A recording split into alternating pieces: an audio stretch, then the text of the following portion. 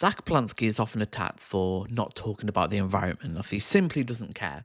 Whereas this couldn't be further from the truth. His message is deeply entwined in economic inequality, exploitation, the exploitation of and extraction of fossil fuels, and how these are deeply entwined.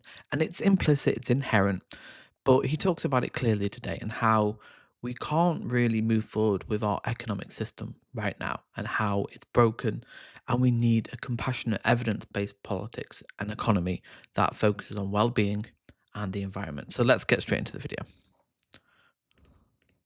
I think the problem is chaining yourself to an economic system that is so fundamentally broken. An economic system that exploits and extracts both our fossil fuels and some of the poorest communities, both in this country and around the world. So when we talk about political consensus, it's also important to be a critical friend, to tell the truth, and what we need is bold leadership.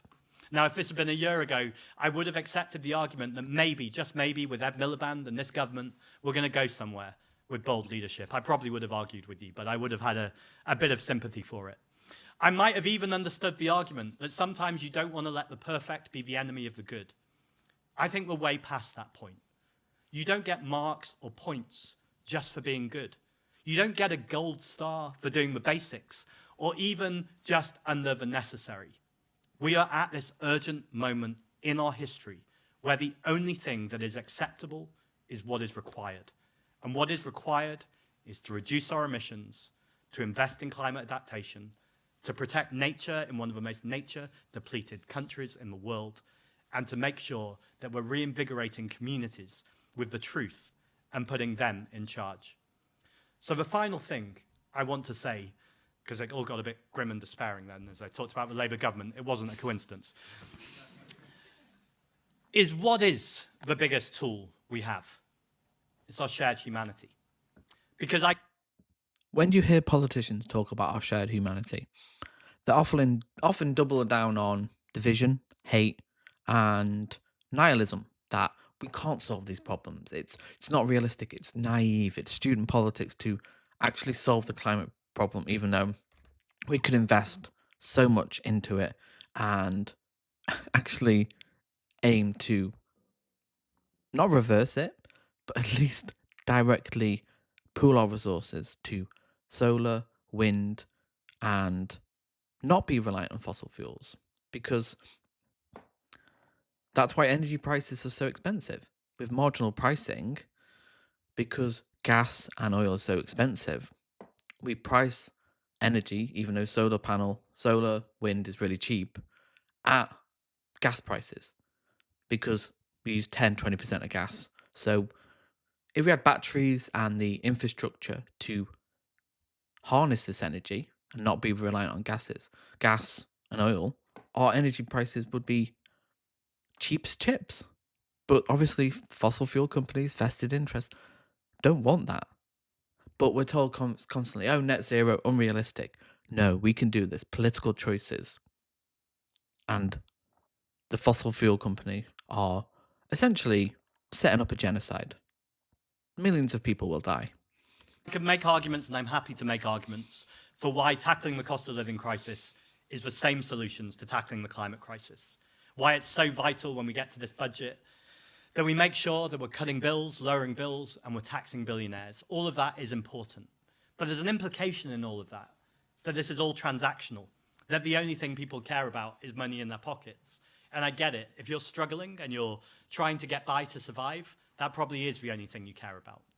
But for so many Well, people do care about the environment. I think 79% of Britons deeply care about the environment. They do. People know that climate change is real, the majority. People know that, even though it's abstract and you don't see it on a daily basis, that it is the future of the planet. That it's clear that you're seeing forest fires, floods, typhoons increasingly over the last few decades. People know it, but they feel impotent. Like, what can we do?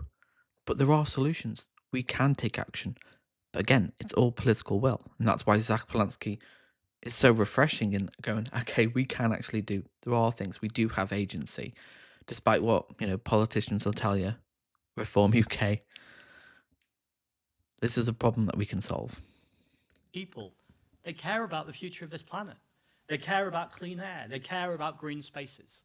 They care about the fact that when people go to work, they have a shared sense of purpose where it feels meaningful and they know they are contributing something to society.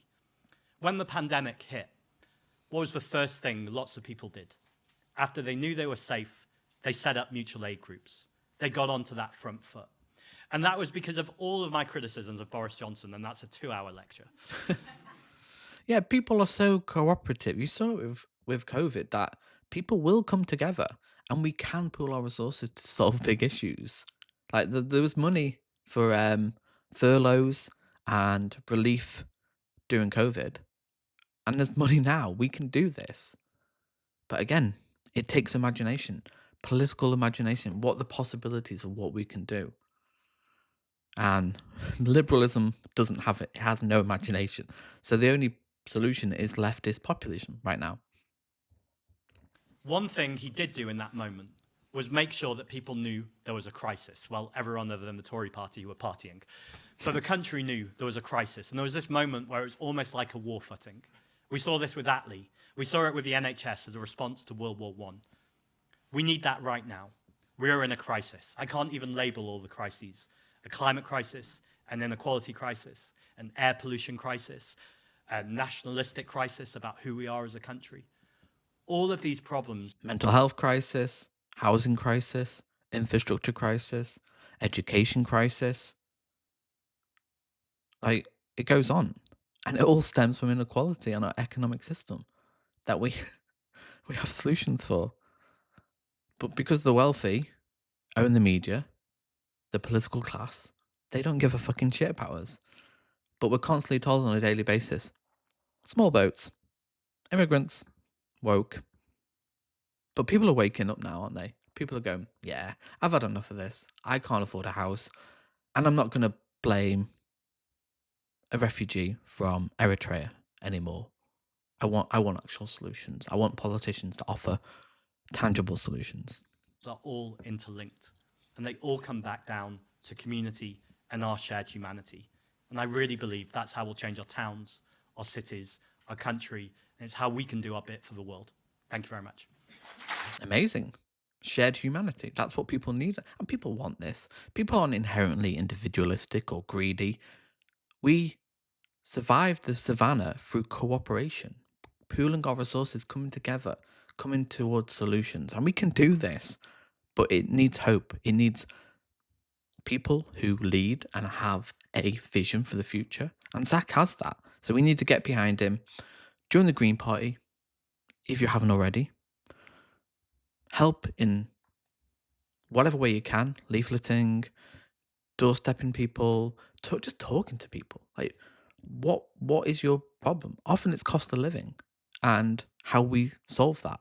And it is taxing wealth. It's redistribution and focusing on actually who's causing the problems in society. It's the wealthy, not people at the bottom of the rung of the ladder. So hit the like button and I'll see you in the next video.